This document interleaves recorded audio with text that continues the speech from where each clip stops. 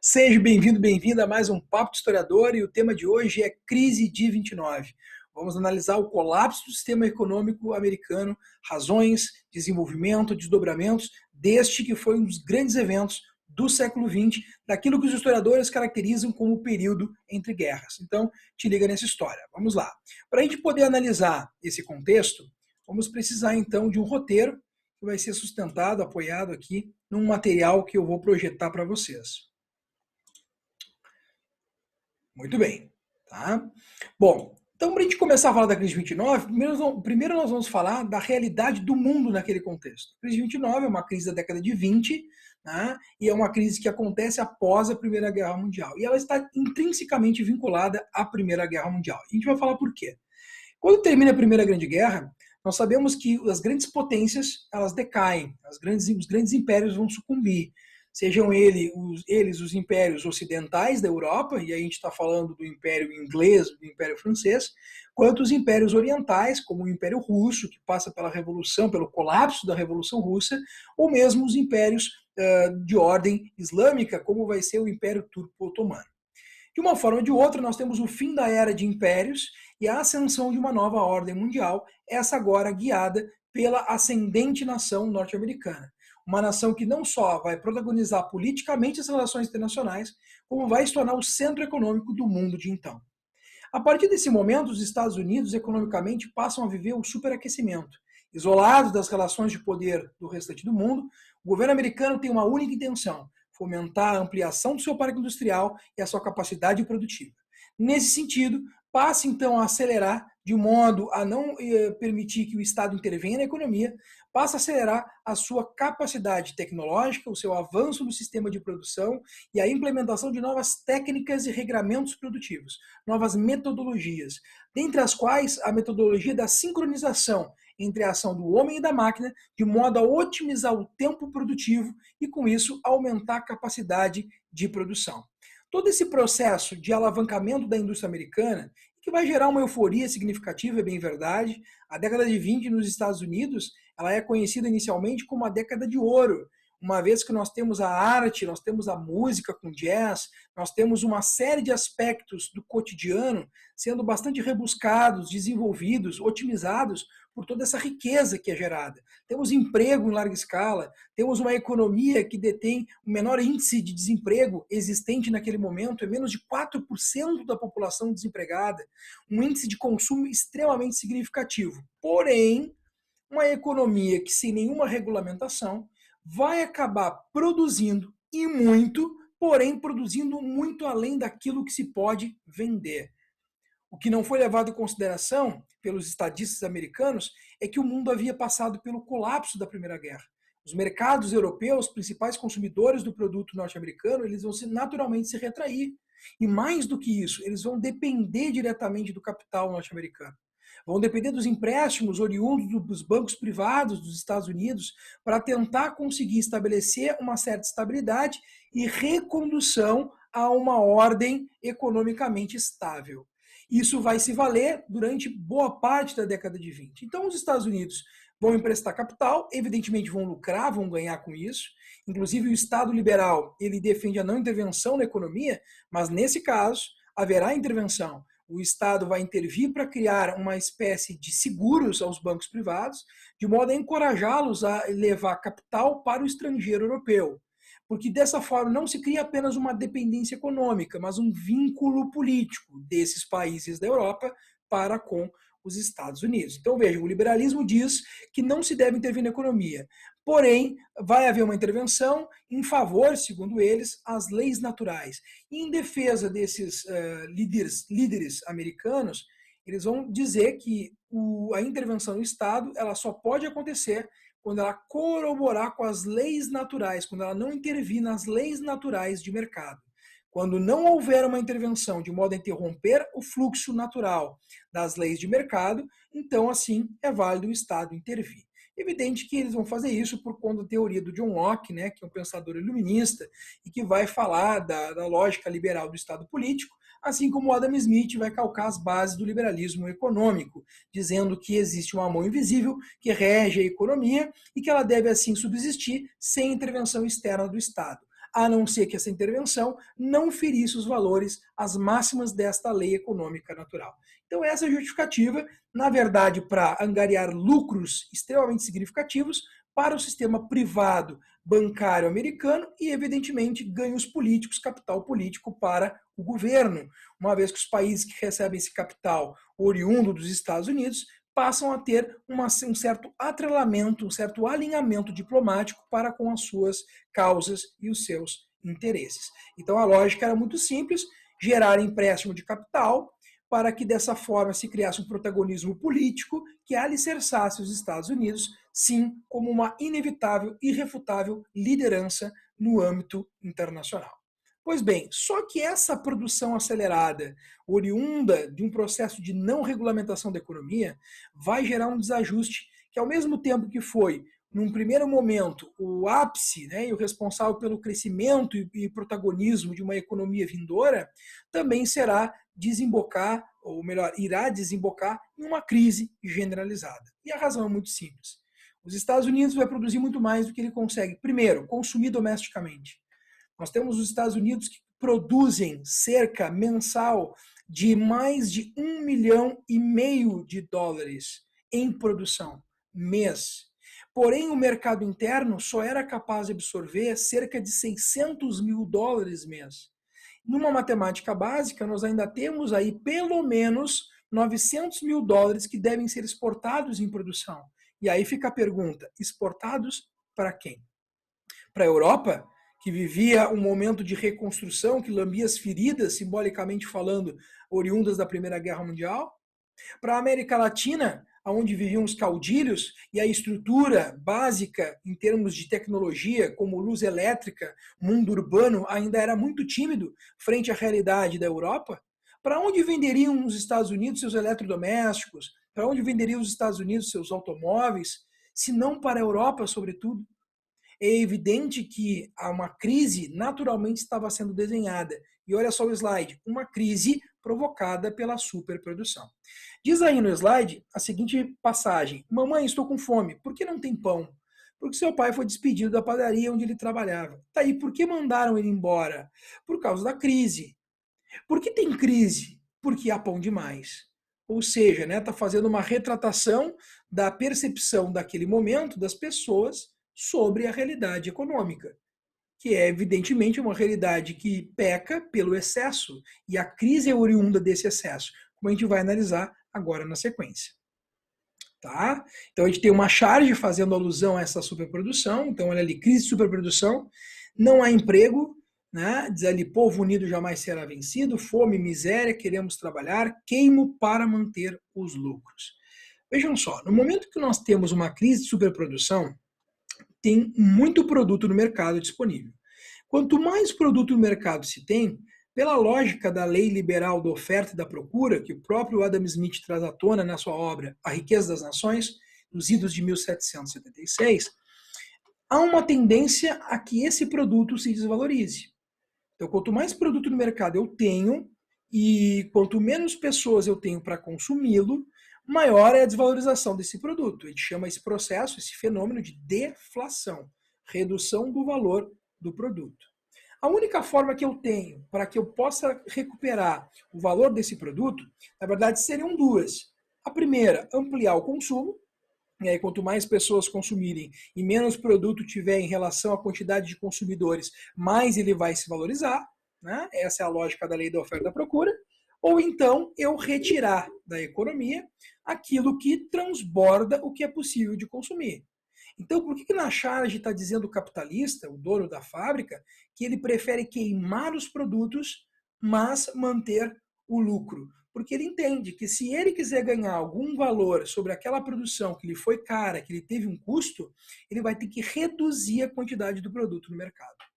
E por isso, então, que ele vai acabar queimando. Claro que aí é uma charge que está trazendo uma ironia, né, um contexto histórico, mas isso foi de fato praticado. No meio rural, animais foram sacrificados, nós tivemos plantações, todas elas devastadas, propositadamente, tentando criar essa lógica de regulamentação da economia pela lei da oferta e da procura. Então vai ter pouco produto e muita gente querendo comprar, então o valor vai aumentar.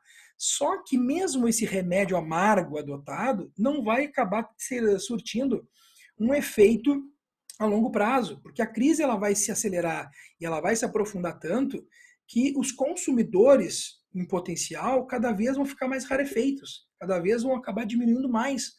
Porque naturalmente, quando eu começo a produzir demais, eu vou refrear o ímpeto da produção. Então eu vou demitir. Eu vou demitir pessoas. Se eu demito pessoas, essas pessoas vão para a rua. No regime americano de então, essas pessoas eram desguarnecidas pelo Estado. Lembra? Estado liberal não intervém na economia. Não havia lei trabalhista. Não havia nenhum seguro-desemprego ou coisa parecida. Então, quando o cara ia para a rua, o indivíduo ia para a rua, ele literalmente ia com uma mão na frente e outra atrás. Na melhor das hipóteses, com o salário do mês. Se isso acontecesse, ele já era assim, ó, um sortudo, porque normalmente as pessoas iam para a rua sem nada. Porque como havia uma crise, não havia como pagar os dividendos, né, do custo da produção, dentre eles a mão de obra. E aí começa aquilo que a Charge está mostrando, as manifestações, né, as pessoas saindo às ruas, dando pressão, falando que precisam trabalhar, que estão na miséria, que estão na fome. Por quê? Não há proteção social. Não há lógica do protecionismo por parte do Estado, nem mesmo a seguridade. Então, evidentemente que no momento que eu, como industrial, passo a reduzir o ritmo de produção para poder valorizar o meu produto, eu acabo demitindo pessoas. Essas pessoas demitidas, elas ficam sem emprego, sem renda e, portanto, não consomem. Então, eu acabo tirando de mim mesmo, quando eu tenho essa prática, um mercado de consumo dos meus produtos. E aí é um ciclo vicioso, ciclo de crise. Porque eu demito, quem demite não consome, quem não consome não estimula a produção, e aí eu produzo cada vez menos, de tal modo que em um dado momento eu não sustento mais o meu negócio. Eu sou obrigado a declarar falência. E uma falência que vai acabar, dentre outras coisas, levando a com que eu passe a não pagar aquele que foi meu credor, meu financiador num processo de produção. No âmbito da indústria e também do meio rural, quem eram os principais patrocinadores? Eram os bancos. Então, se eu demito o indivíduo que vai para a rua, não tem seguridade social, porque o sistema é liberal, ele não tem salário. Se não tem salário, não consome. Se ele não consome, eu não tenho estímulo de produção. Se eu não tenho estímulo de produção, eu vou naturalmente acabar tendo déficit, déficit me leva à falência, e quando eu falir, eu não pago o meu credor, e o meu credor é o banco. Ou seja, um ciclo, literalmente, de crise. Agora, vamos olhar os antecedentes antes dessa crise de fato eclodir. Vamos ver os Estados Unidos após a Primeira Guerra Mundial. Eu te falei que a década de 20 era uma década de ouro. E eu não te falei isso por acaso. Olha só o que diz aí a tabela. Tá? Investimento em bilhões de dólares. 1869, 0,08 no tocante então ao investimento estrangeiro dentro dos Estados Unidos. 1897 vai já ampliar para 0,69, 1908 para 2,5, 1914, 3,5, 1919, 7,0, 1924, 10,9 bilhões de dólares em investimento. Esse é o patamar que os Estados Unidos têm de investimentos estrangeiros. Tamanho era o parque econômico e tamanho promissor, parque econômico e quanto promissor esse parque era frente aos capitalistas do mundo inteiro. 2, investimentos estrangeiros dos Estados Unidos. Tá? Então, investimentos... e acabamos até que a gente fez uma confusão. Na verdade, investimentos dos Estados Unidos do estrangeiro no primeiro momento. Os Estados Unidos ali, 10,9 bilhões de investimento no estrangeiro. E claro, né, agora temos total lógica. De 14 a 19, olha só, Primeira Guerra Mundial. E a gente sabe que os Estados Unidos, pelo menos até 1917, novembro de 17, até março de 18, ele está fora da guerra. Ele declara a guerra em novembro de 1917 e entra em campo de batalha em 1º de março de 1918. Então, até esse contexto, qual era o papel dos Estados Unidos? Fomentar empréstimos, angariar recursos, ofertar e abastecer no âmbito material as forças beligerantes da Inglaterra e da França. Tá? Então, quando a gente fala em investimento dos Estados Unidos estrangeiro, é nesse sentido, principalmente no contexto da guerra, que vejam claramente que dá um salto. Né? De 14 a 19, nós temos literalmente o 100% de investimento a mais dos Estados Unidos em relação a outros países. Aí depois, aí sim, 2, investimentos estrangeiros nos Estados Unidos. Então nós temos ali um pico, né, que amplia esse investimento, que vai de 1908 a 1914, e depois aí em 1919, uma redução, uma pequena suba em 1924. Né? Então a gente tem ali um momento de uma pequena reação dos investimentos estrangeiros nos Estados Unidos. A razão para isso é muito simples. Primeira Guerra Mundial. Eu volto a dizer isso. Então, os países que investiram nos Estados Unidos, sobretudo ingleses, né, alguns acionistas belgas, franceses, agora não tem mais o capital disponível para isso. Porque a guerra, literalmente, ela exauriu o capital financeiro e humano desses países. Então, era muito mais seguro eu resguardar o dinheiro que eu tenho do que eu investir nesse momento, perigando perder esse investimento, né, num contexto de tão delicada situação pós-guerra. Terceiro, posição líquida dos Estados Unidos, né? Então, o dinheiro que ele tem em termos dinheiro circulante, é isso que a gente acaba chamando como posição líquida. Então, ali, primeiro, ele é deficitário, olha só, 1869 ele é devedor, né, de 1,46 bilhões de dólares. Depois, 1897, 2,75 bilhões. 1908, 3,9 bilhões. 1914, menos 3,7 bilhões, ou seja, ele está em déficit financeiro quando a Primeira Guerra começa. Mas, em compensação, lembra que eu te falei agora há pouco, o que ele fez até o advento da sua participação na guerra? Ele lucrou. A guerra para os Estados Unidos foi um grande negócio. Evidentemente que esses negócios prósperos, essa forma como ele se vincula com Inglaterra e França, gerando empréstimo de capital, abastecendo com armamentos, com munições e outros produtos mais, lhe dá a possibilidade de sair da condição de devedor para uma condição de credor, né? Então, uma balança economicamente positiva, que só amplia 3,7 em 1919 até 1924, 7 bilhões. Tá? Então, essa é a realidade da prosperidade econômica dos Estados Unidos. Bom, para que a economia americana, que cresceu tão aceleradamente como a gente viu a partir da Primeira Guerra Mundial, mantivesse seus ganhos, ela que era responsável por 40% da produção industrial do mundo, era detentora das maiores reservas de ouro do mundo, ela precisava estimular o consumismo, que é uma coisa que, diga-se de passagem, né, até hoje é uma máxima da nossa sociedade. Basta a gente imaginar que nós temos na lógica da produção aquilo que se chama de obsolescência programada. Quando tu compra, por exemplo, vou pegar um exemplo básico, assim, bem simplório, pega um celular. Tu compra um celular, o teu celular tem um prazo de validade. Né? Se tu pegar um Apple, por exemplo, ele tem uma duração, a máquina dele, a estrutura dura muito, só que as atualizações vão cada vez mais sendo restritas. Para que isso? Para te forçar a consumir outro. O produto é excelente, em termos técnicos, materiais, mas eles vão tirando de ti o quê? O software. Eles vão tirando de ti a condição de utilização daquele celular frente às exigências dos aplicativos e do sistema operacional do celular. E aí tu acaba te forçando a buscar um outro. Então esse é um modelo. Uma outra forma é tu comprar um eletrodoméstico que, se tu pegar na época da tua avó, da tua mãe, duraria 20, 30 anos. Mas hoje tu só consegue comprar uma máquina de lavar que dure aí 5, 6 anos. O que é isso? Obsolescência programada. É o estímulo de consumo. Os produtos são de menor qualidade para que tu possa ter maior atividade junto ao mercado de compra. Então essa é a ideia. Eles não querem que tu vá numa loja comprar uma máquina de lavar e não voltar nunca mais. Tu tens que voltar para comprar. Então o produto ele tem um prazo de validade. É isso que a gente chama de obsolescência programada. E é intencional. Então, evidentemente, acaba sendo intencional, cuja a motivação é o consumo. Tá?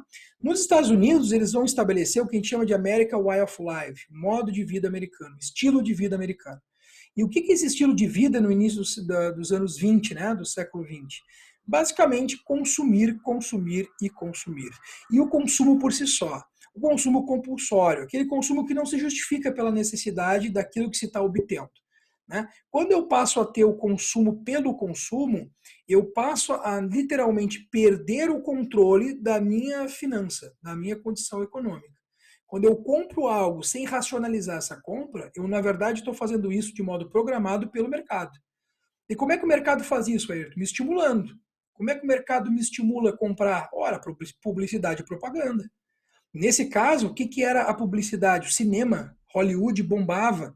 Então, os filmes de época, trazendo à tona todo um estilo, tanto de vestimenta quanto de consumo, seja de bens de produtos renováveis ou de produtos não renováveis, seja alimentos, seja eletrodomésticos ou automóveis. Eu sou estimulado pela publicidade e propaganda a todo momento. É evidente que o bombardeio de imagem e estímulo ao consumo não era tão acelerado quanto a gente tem hoje. Mas ainda assim ele era existente e ele era bastante eficaz no que se propõe.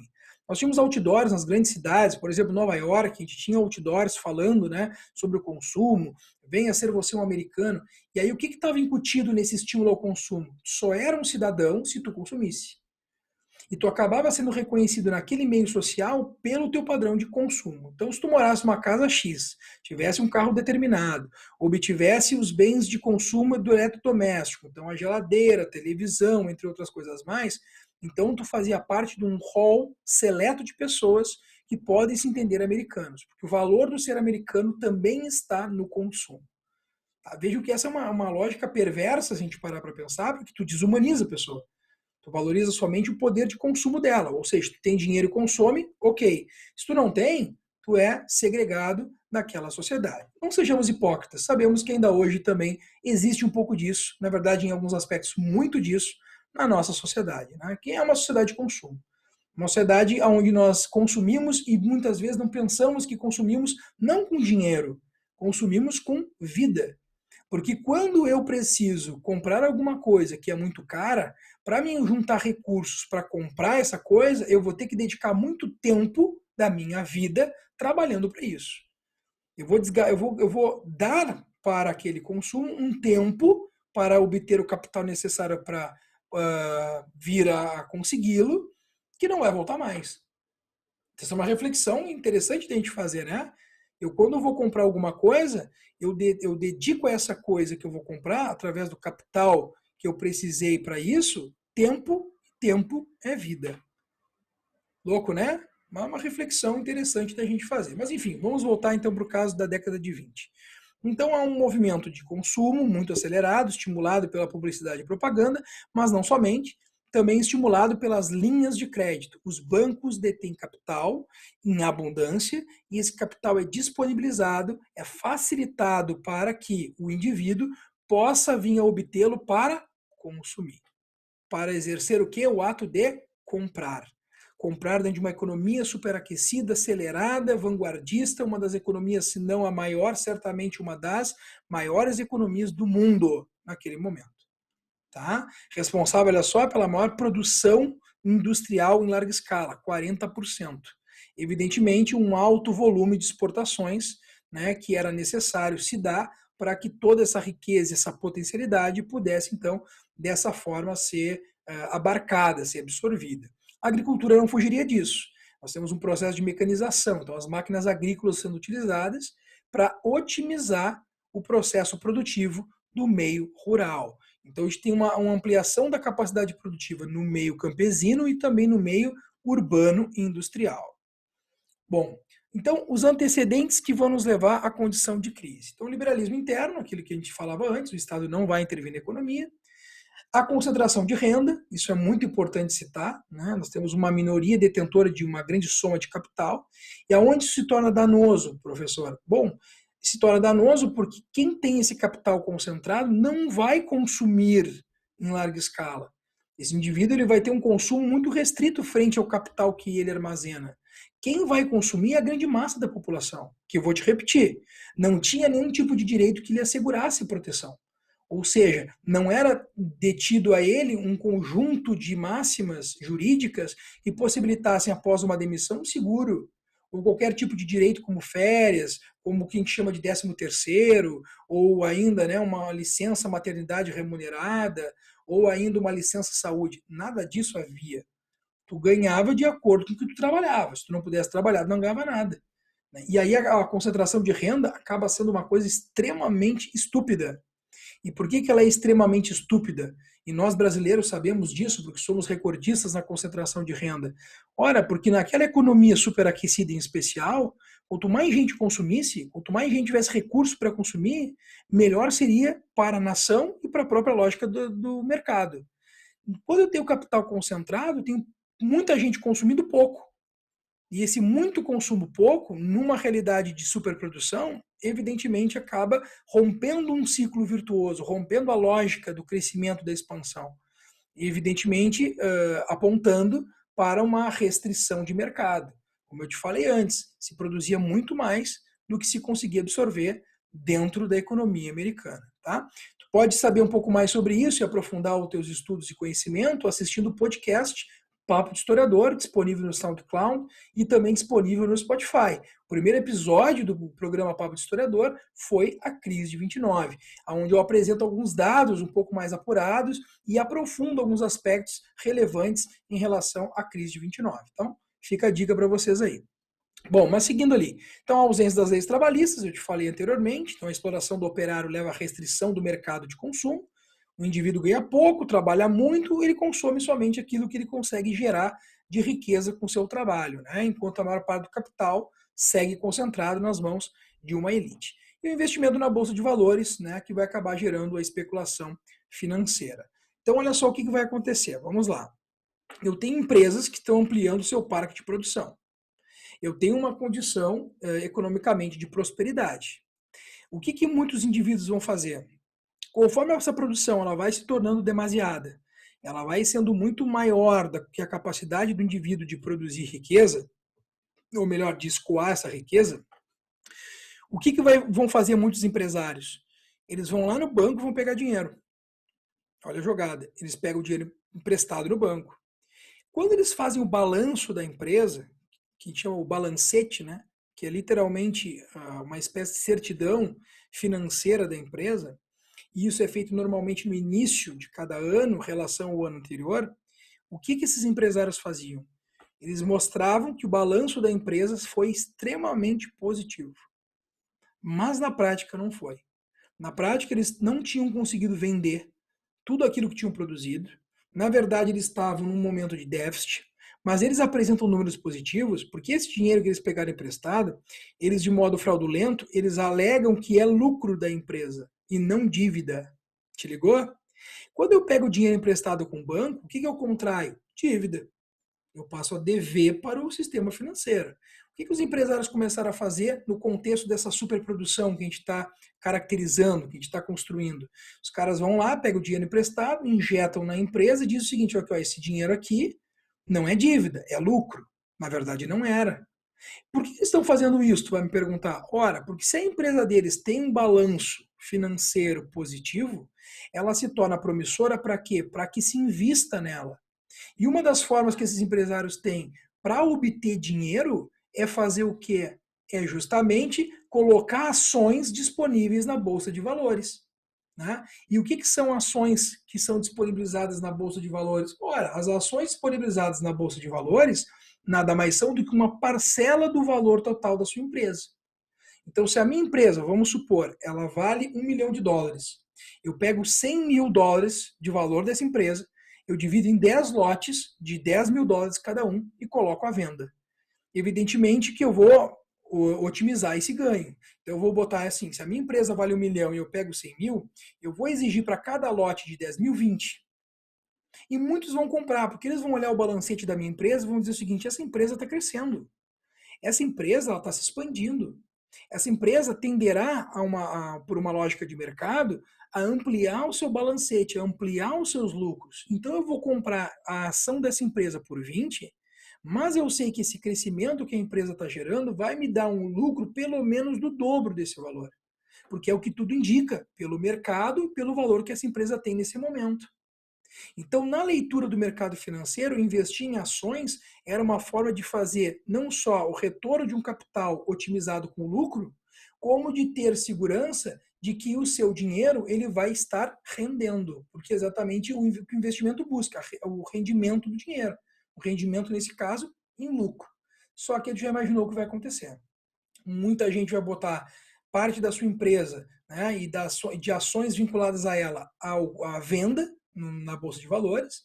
Na prática, essas empresas elas não têm aquele valor de mercado, elas estão num momento de recessão, mesmo que aparentemente não.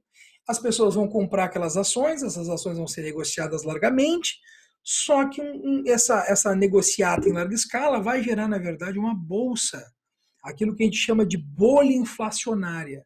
Ou seja, um monte de dinheiro circulando, um monte de gente investindo, mas sem o real lastro de riqueza existente. Por quê? Porque as empresas estão entrando em colapso.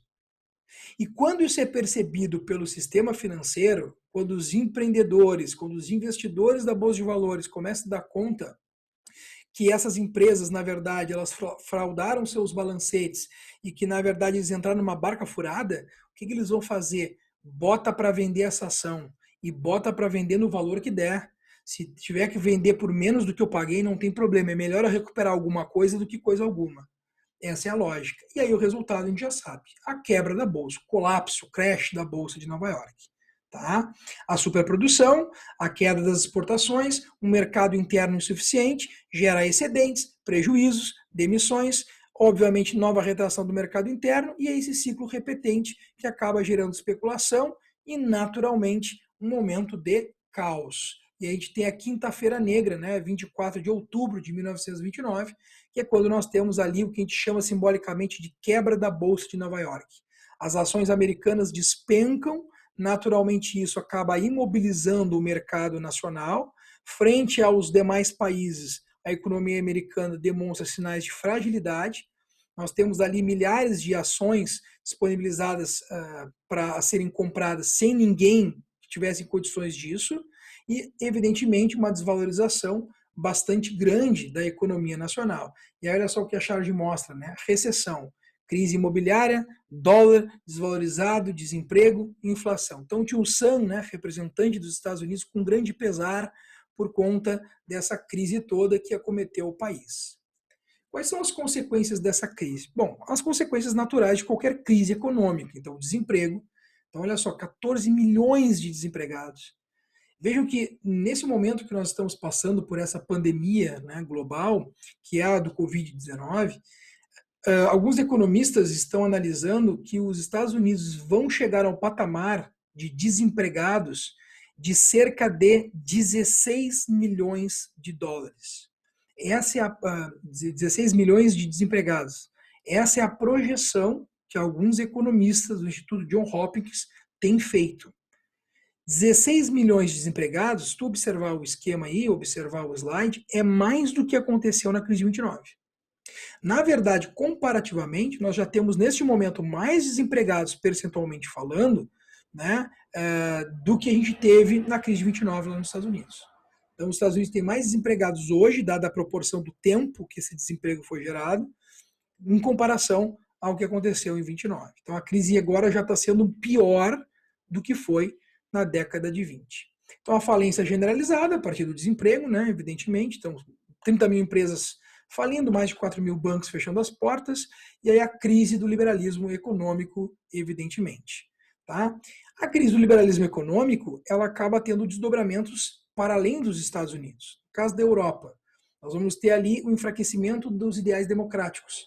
Aos países europeus, sobretudo aos italianos e aos alemães, essa crise econômica só demonstra uma coisa, que o sistema liberal ele é falho, e que, portanto, para que ele possa ser superado, uma nova ideologia tem que tomar frente daquelas sociedades.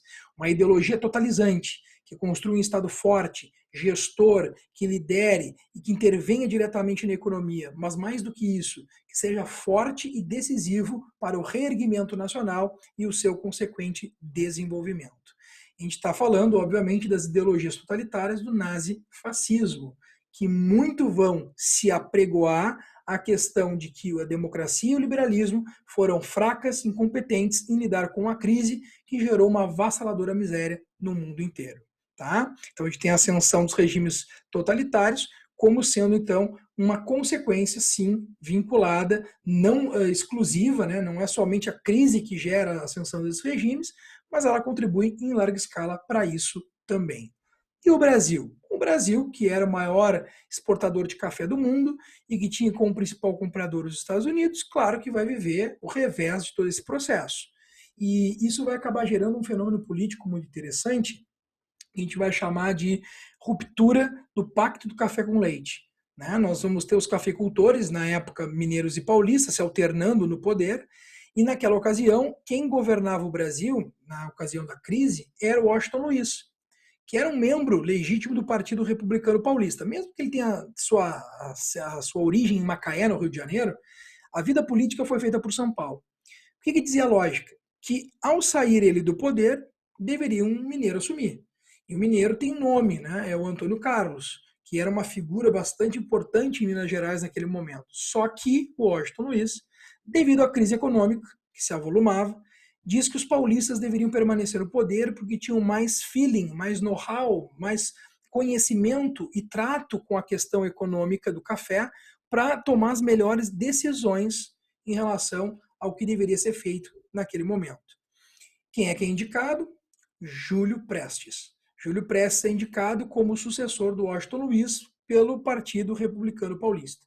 É evidente que os mineiros, naquele momento, se sentiram traídos, com certa razão, e acabam se filiando com outras coligações políticas que eram periféricas ao Pacto do Café com Leite, como, por exemplo, o PRR, que é o Partido Republicano Rio-Grandense, e mesmo o Partido Republicano da Paraíba. E aí nós temos a formação do que a gente chama de uma aliança liberal. Uma aliança liberal no sentido de enfrentar o que eles alegavam ser o usurpador Partido Republicano Paulista. Então eles vão acabar colocando como candidato à presidência, né, como presidenciável, o Getúlio Vargas, do Rio Grande do Sul, e como vice o João Pessoa, da Paraíba. Eles vão disputar então com o candidato paulista. E aí nós vamos ter as eleições. Como a gente sabe muito bem, as eleições da República Velha eram duvidosas, fraudulentas. Essas eleições fraudulentas acabam gerando, evidentemente, toda uma desconfiança, mas o fato é que os dois lados fraudaram. Tanto é verdade que o próprio Getúlio reconheceu a derrota nas urnas para o Júlio Prestes.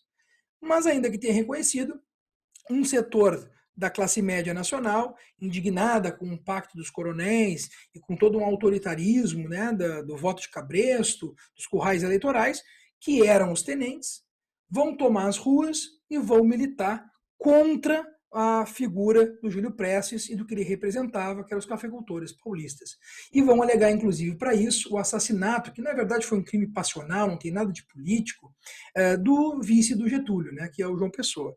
Ele acaba sendo assassinado e isso acaba criando uma espécie de encorajamento, de bandeira, para que os tenentes pudessem se valer como pretexto e derrubar o candidato paulista, que nem mesmo chega a tomar posse. Ele acaba sendo afastado do poder pelo que nós identificamos, ou muito costumeiramente ouvimos falar, como sendo a Revolução de 30, o momento que o Getúlio chegaria ao poder no Estado brasileiro, que perduraria posteriormente por 15 anos ininterruptos.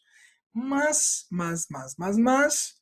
o que era uma revolução, para muitos ainda hoje é uma revolução, a historiografia mais crítica chama de golpe de Estado.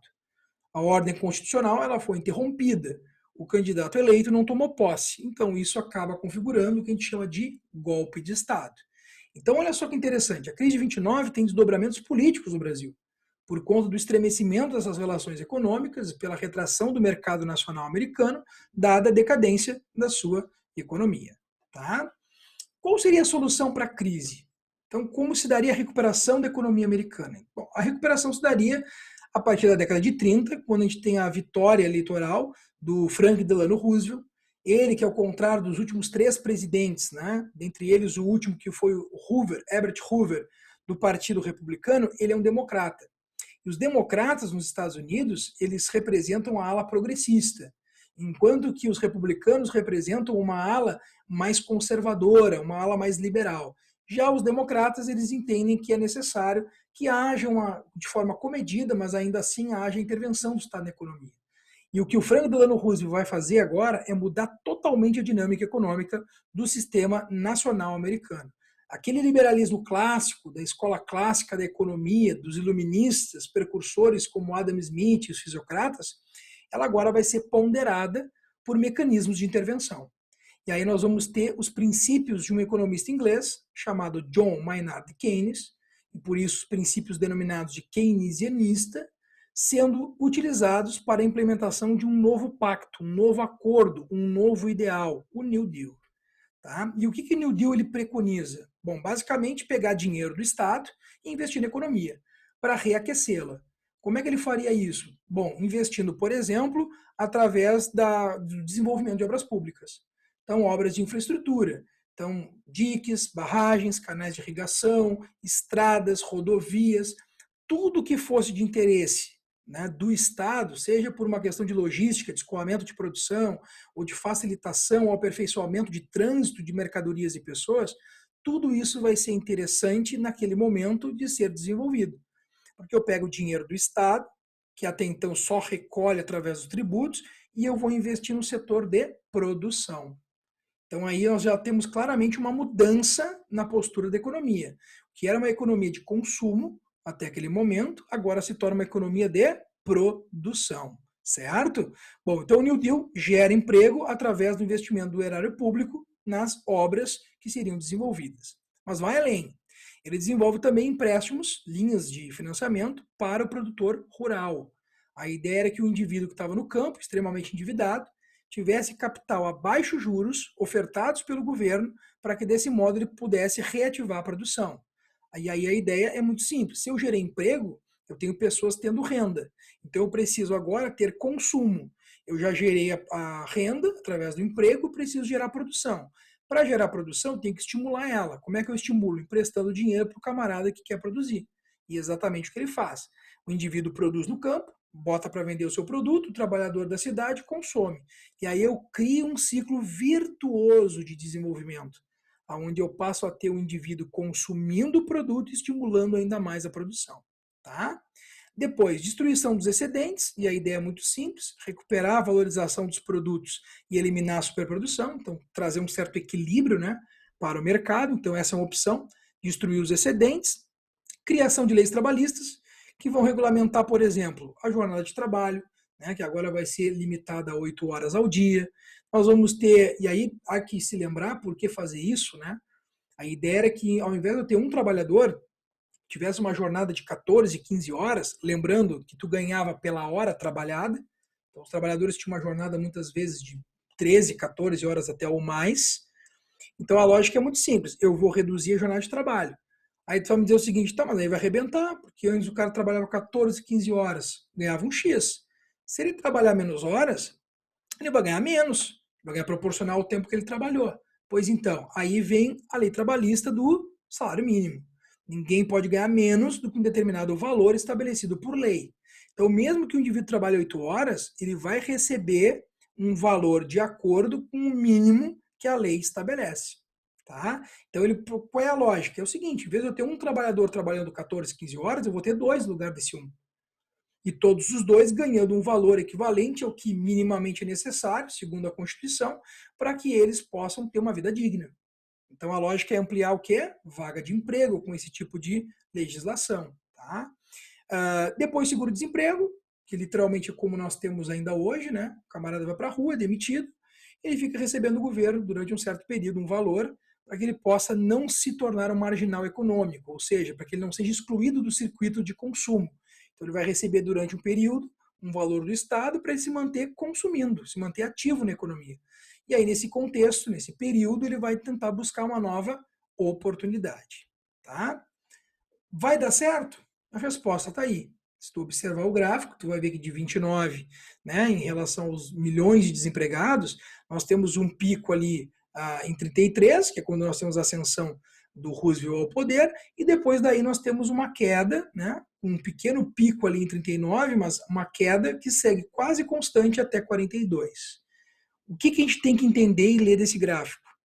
Que ainda que o New Deal ele tenha conseguido estimular a economia de tal forma a reduzir o índice de desemprego e reaquecer os motores produtivos da economia nacional americana, ainda assim é somente com a Segunda Guerra Mundial que nós vamos ter, de fato, a resolução das mazelas dessa crise, ou seja, dos desempregados em milhões que existiam ainda nos Estados Unidos.